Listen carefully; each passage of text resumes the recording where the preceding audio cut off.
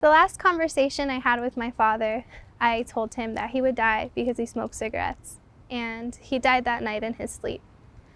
After that, I carried through life feeling so much guilt and grief and just pain from knowing the last words to my father spoke him into the grave. And I started to seek a replacement to fill the void for that fatherly protection and provision and comfort that my father provided me.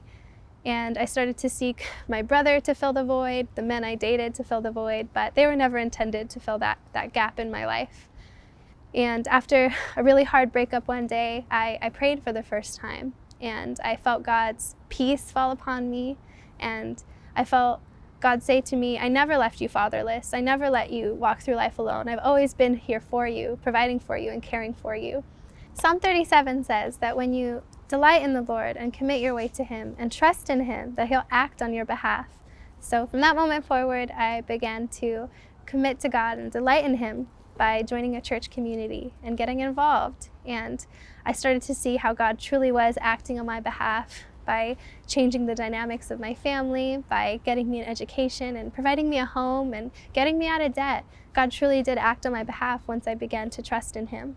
As God was healing me from the pain of my past, from losing my father and gaining a heavenly father, I began to experience physical pain, and I started to see different doctors and did countless tests, and I was finally diagnosed with EDS, which is incurable and untreatable.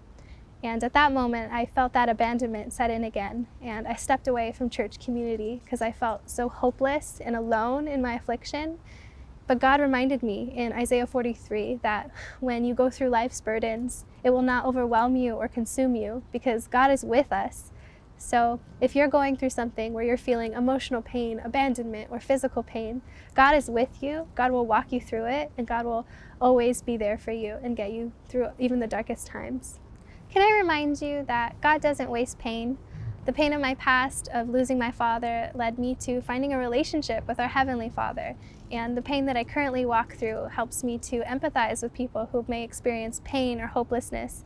And now I can remind them of the grace of God and the presence of God. So God doesn't waste pain. If He can do it for me, He can do it for you.